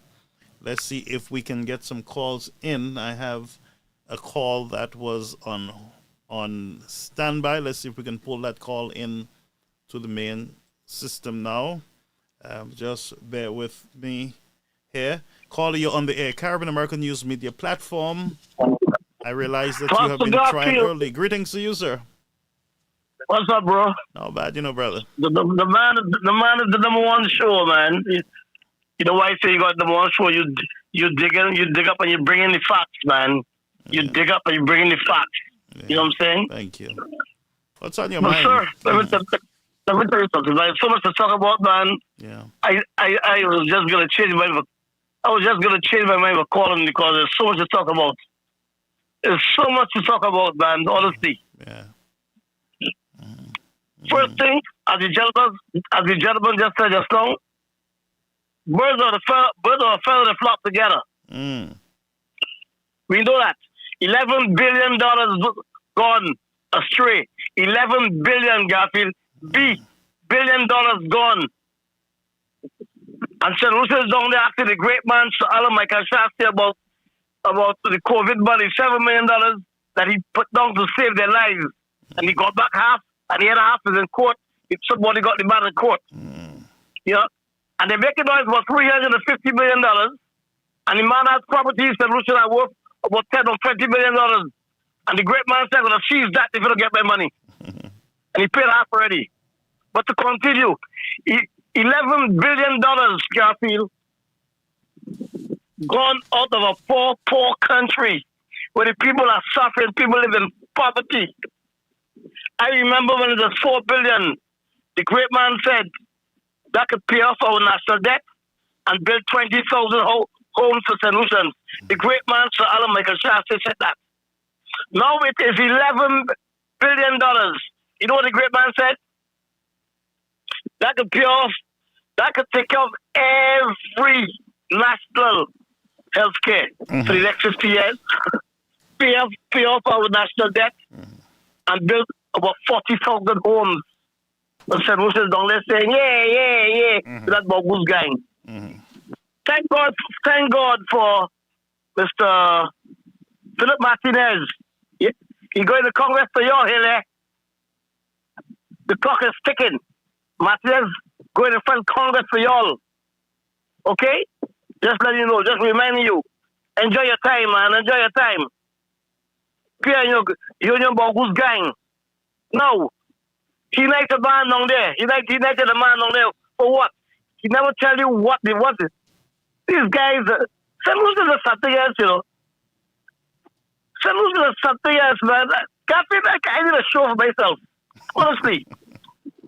Garfield is so much to talk about. You know, the more you talk, the more things come to your brain, more things come to your mind. These guys down there, I don't know, the press down there asking guy a lot of stupid questions, and they're taking up for the government. They ain't asking the government what the word looking for? The questions they're supposed to ask the government, they ask the government no questions. No. The government paid them off already. They paid them off. The Constituency singing about the opposition, not the government, and nobody said. Listen, not even the Mongoose gang supporters are happy down there. But the Constituency down there is singing about the opposition, singing about the great man. You know what he said, Garfield? No, united a man. Why united a man? He's the quickest man in St. Lucia history to get knighted. He's the quickest man in the history of St. Lucia to be knighted. In about 2 days? In about 2 days, he was knighted. We have people down there that serve the country. all their life. All their life. I gotta pick one. Only one because I can pick many. But I'll pick one for now. Miguel Francis. So Miguel Francis has served his country all his life. Yeah. You want to tell you? Yeah. From school to the police force. Yeah. Rectal and Lucia in five different disciplines. Yeah. You want to tell you? Still serving his country. And this man and united. I mean, and he done it with class. Not only done it, but done it with class. But here comes a rat, comes to Nigeria. They're killing. He's a rat. He's a rat. Garfield, you know that. Because we read that, and we see the stuff going on in Nigeria. You think you could go to Nigeria tomorrow, Garfield? You as man, if a man give you a ticket to go to Nigeria, would you go? Well, Will you go? I was on my way there. I have a friend, close friend, who is from Nigeria. You're gonna tell them your solution. You tell them the solution. You come back out, but you don't come back on the night. You come back on the box. Well, at least I don't care to go to Nigeria. I don't care any one of the Mongoose gang could go to Nigeria. I doubt that. And somebody is saying here that Mary Francis also should be knighted. I said, Garfield, I said, I could call many, but I just start off with one. Yeah. I'll just say one because we sure other people want to call. Yeah. You know what I'm saying? Solutions just don't saying, that guy had no right entering solution. I don't care what the provincial police said. Solution should have just blocked everything in solution. Block it. Listen, if you can't be a man in your country, you can't be a man nowhere else, you know. Well, you know that. Well, the government... If you can't be a man... Elections have consequences, and the government has a right to invite any head of state that they want to bring in. Again, elections do have consequences. and the people have the right to say, we don't want him. You think I'm going to invite a leader that where the people in Nigeria don't want the man? But Solution wants him. Could you believe that? Could you believe that for Garfield? A lot of solutions don't know much about the gentleman, and because of the visit, of course, people start digging, they start paying attention. But the guy's name was always in the news. His name was always in the news. Don't let Solutions fool you. Solutions accept anything from the Mongoose gang. They accept anything. Let me tell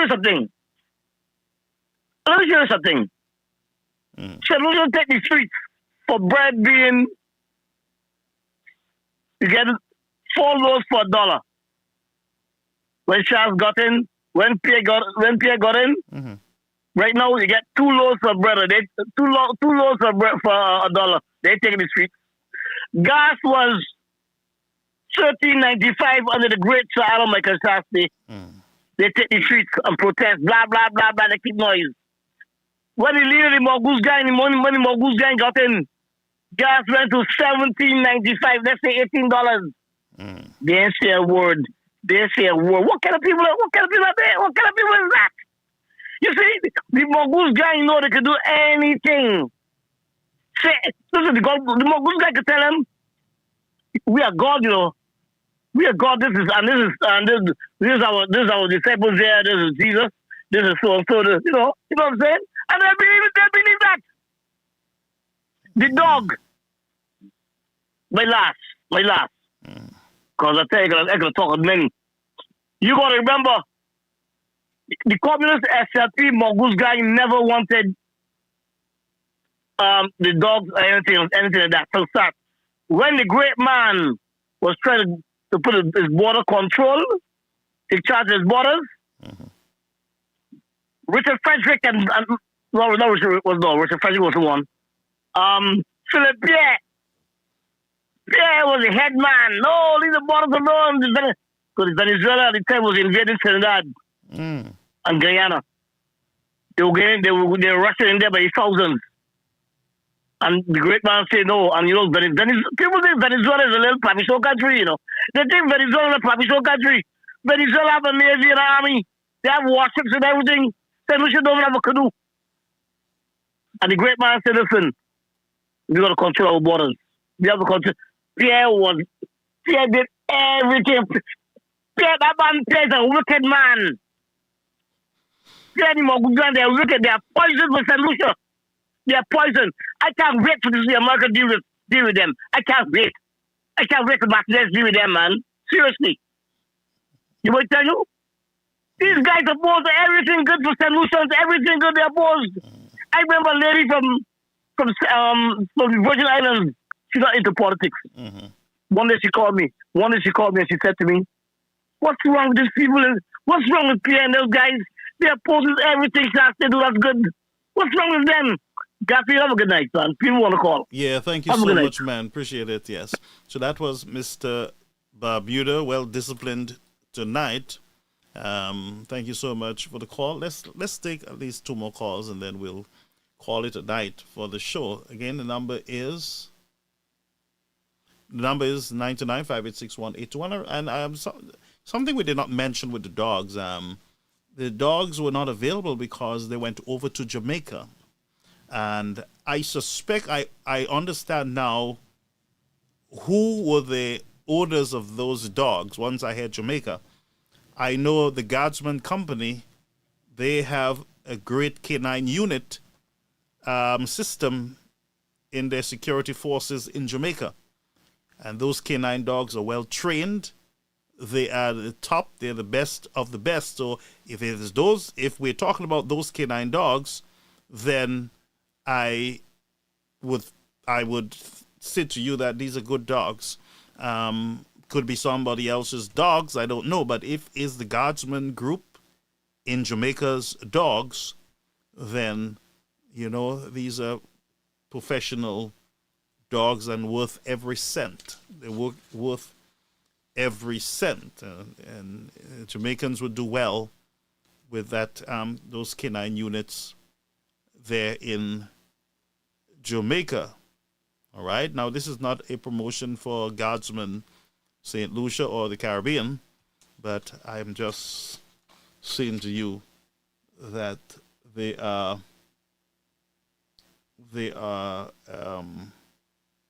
okay dogs. All right. So let me just see here. Now, I have a lot of information popping all over the place.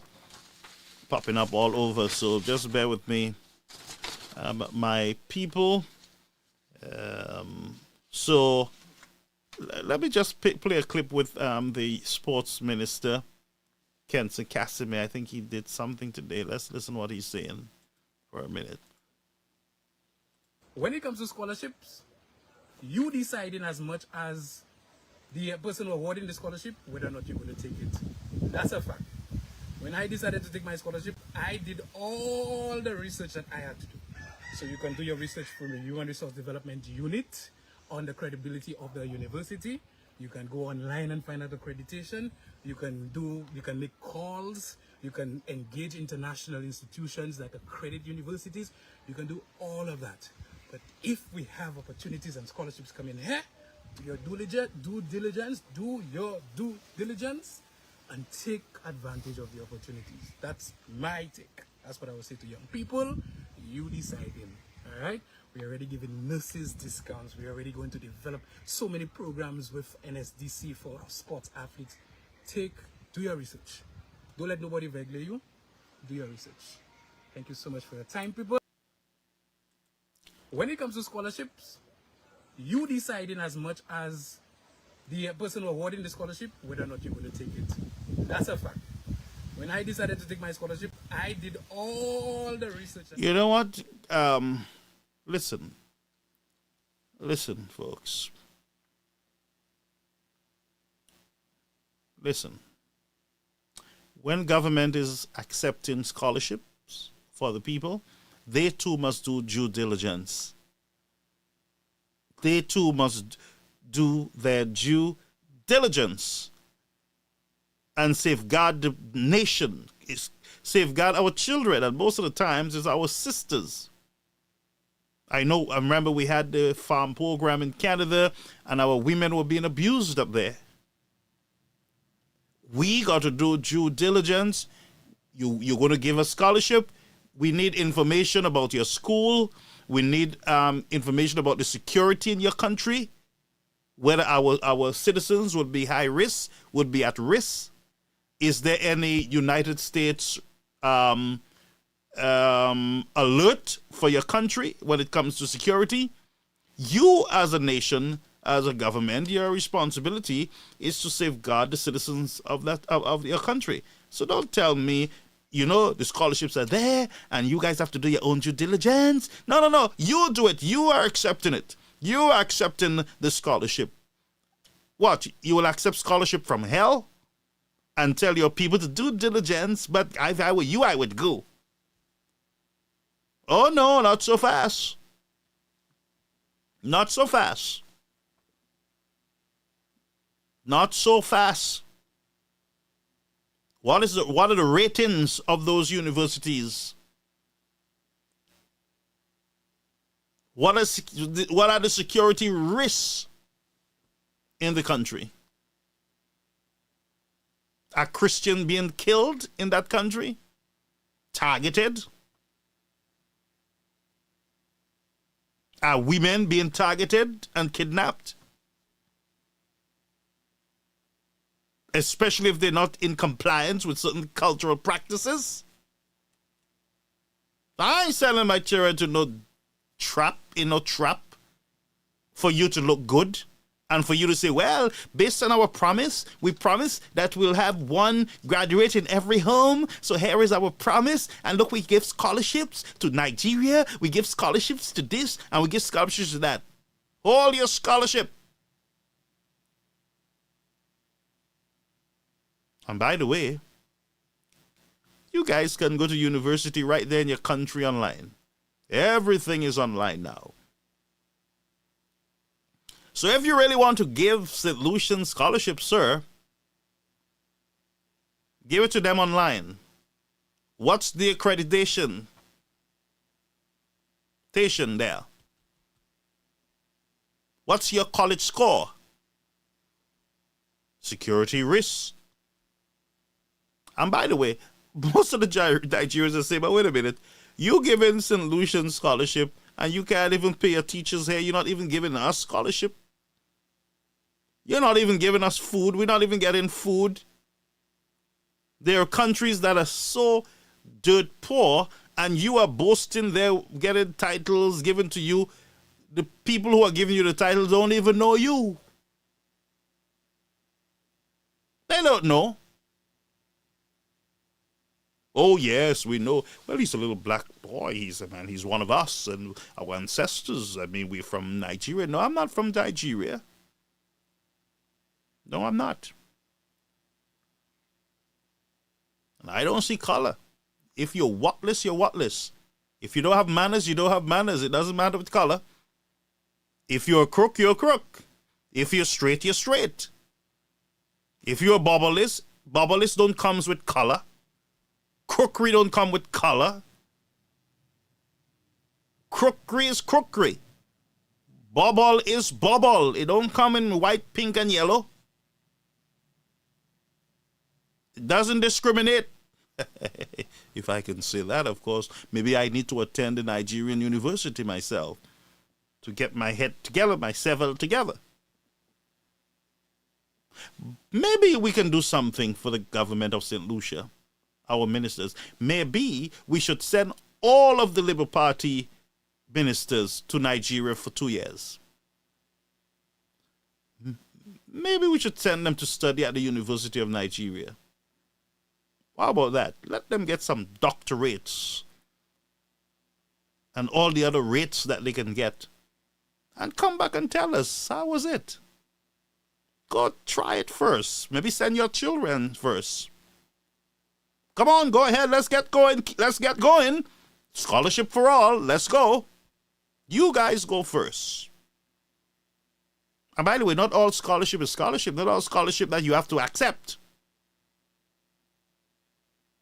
You, sir, do your due diligence and come back and tell us. But don't tell the St. Lucian people, if I were you, I would take it. Let's listen to this again. Listen. So you can do your research from the Human Resource Development Unit on the credibility of the university. You can go online and find out accreditation. You can make calls. You can engage international institutions that accredit universities. You can do all of that. But if we have opportunities and scholarships coming here, do your due diligence, and take advantage of the opportunities. That's my take. That's what I would say to young people. You deciding, all right? We're already giving nurses discounts. We're already going to develop so many programs with NSDC for sports athletes. Do your research. Don't let nobody regulate you. Do your research. Thank you so much for your time, people. Well, thank you too for your time, sir. So my advice to you is go. You're so excited. Here is another scholarship. What, you're not going? No? You're not going? You have any cousins or anybody that you can send? No? Tell them to sign up. Go ahead. Come on, sir. You lead. Yes, go. Come on, you can do it. Let them become product of Nigeria. Because you guys are so concerned about product of Canada. Yes, here is your perfect opportunity to become products of Nigeria. But don't play with the people, folks. Don't play with the people. Just a little search online would tell you a lot, would say a lot about what you guys will experience later on. Because it seems like no due diligence was done. You just knighted a gentleman when you have Mary Francis and Herman Gale and all those guys in your country who deserve to be knighted. They have served the country. But you gave a man who have not done diggly do nothing for your country. A man, by the way, who is going to every lending institution in the world to get billions of dollars with no checks and balances. Just go and do your studies, of course. Make some phone calls, like the minister said. But it is true. Billions of dollars in loans from all the different, from the Exim Bank in China, from this World Bank, from that bank.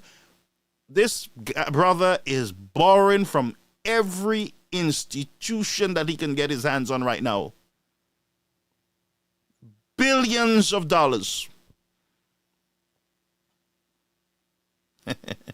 So maybe the funding for the scholarship might be in one of the packages from one of the banks. But folks, it was good being here with you. Be your best. Go out there and succeed. Well, I would say to you mothers, protect your children. The world is not stable. The world is going through what we as believers call the end time events, which are rapid ones.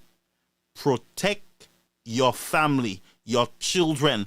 Do not send your girl children into areas far, far away in danger zone. Don't do it. There's a lot of unrest in some countries. And you should not sacrifice your children's life because you as a parent want to look good. My child is going to this university and that university. Sometimes it's best that you leave them in their country. Let them go to South Louis or Cave Hill campus or do it online.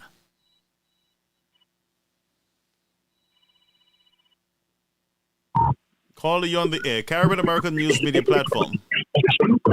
Good morning, good evening, sorry, Mr. Brother Garfield. How are you doing and your listeners? Not bad. Good morning to you too, sir. No, good evening, sorry, my apologies. That's okay. That's all right. Bro, what's on your mind? What's on my mind is very telling and serious. While St. Lucians are no longer feeling safe in the country because of the crime rate that we experience in the high murder rate, the fact that when persons in St. Lucians say when they go out they no longer feel safe in their own country.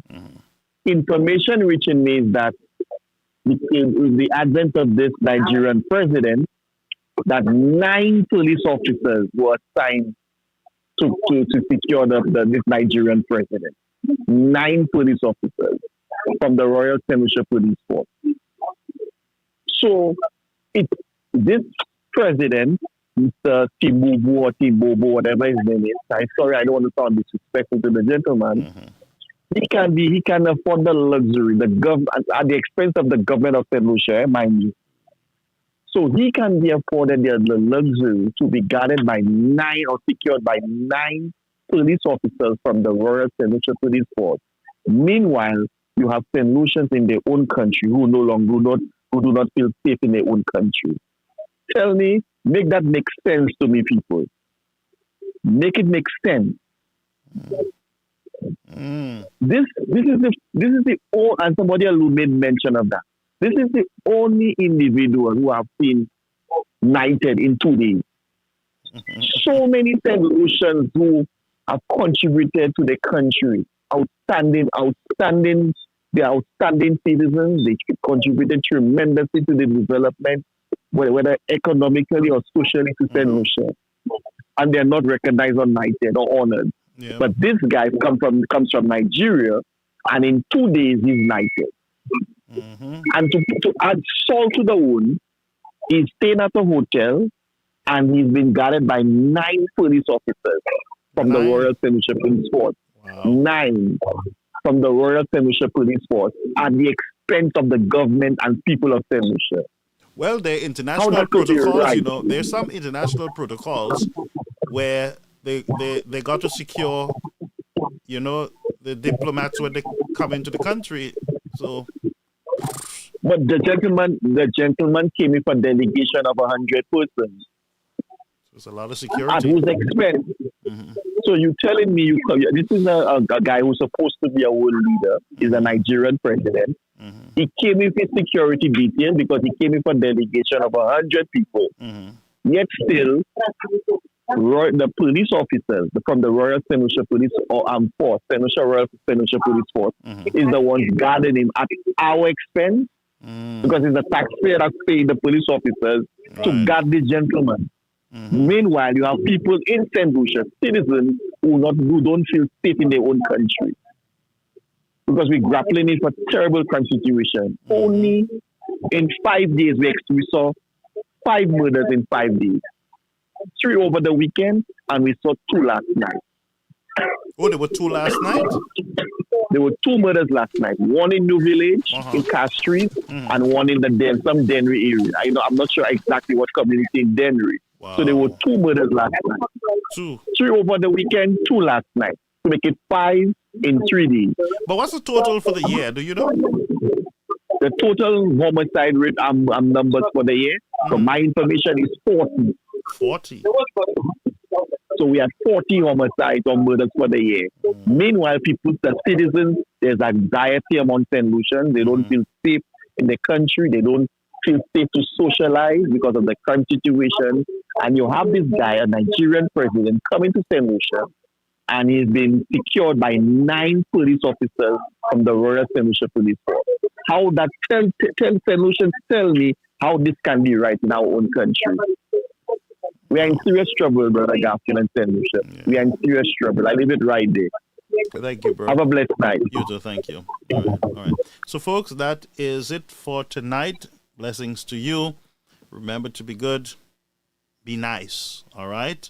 Now, there are international requirements when you have diplomats coming into your country, and your government need to do whatever it takes to protect these foreign leaders. So it takes a lot of resources and security measures in order to protect them.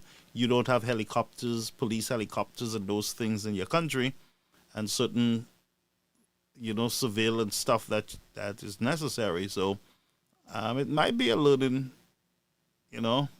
So Joseph says it's in Grand Ravine.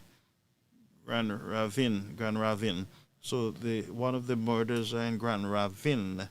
That is in the Dennery North area there. So let's just continue to pray for the family. All right.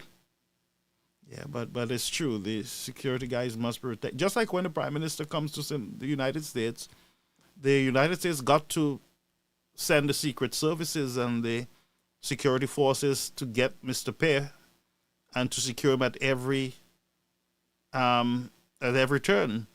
When Mr. Shastny would travel here to the United States, the Secret Service will always around him with him. So it is just international protocols, but it is what it is. It's necessary. You don't want to have a problem with anything happening to diplomats on your soil. That will be a whole lot of melee that we will not be able to deal with right now. So maybe prevention is better than cure in this situation. But folks, let's continue to pray for the country. And Tyson is no more. And salute to you, Corporal Tyson. Thanks for your service. I know you're not hearing me. And I know you're not in doggy heaven. There's no such thing as doggy heaven. But Tyson, thanks to the French authorities for helping us in our time of need. And I would encourage you guys to continue helping because, every security measure that can be taken to secure the people of St. Lucia is important, whether they're SLP, UWP, it could be our family, a friend. Let's just hope for the best when it comes to our national security.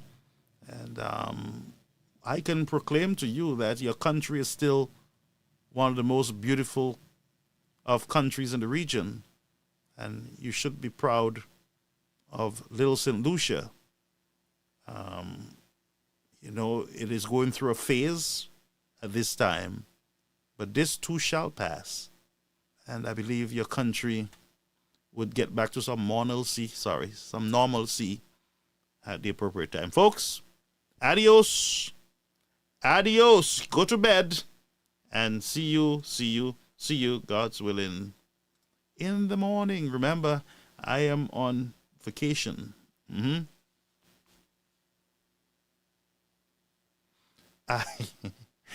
you say the dog's in doggy heaven? Yes, and Peppy said yes. Yeah, right, on security. Yes, sir. Yes, ma'am. So, folks, enjoy. School is out for me, and there's a whole lot that I got to take care of. Bye-bye. So long. Bye-bye. Caribbean American News Media, your Tuesday night power hour. Live every Tuesday at 8:15 p.m. on Facebook, YouTube, and GVV TV channel 115. Join your host, Garfield Olliver, as he dives deep into the latest inclusion developments, regional affairs, and global issues that matter to you. From politics to the economy, community stories to international headlines, we cover it all with real talk and real insights. Stay informed, get the facts, be part of the conversation. Don't miss out. Set your reminders, share with your friends, and tune in. Caribbean American News Media, the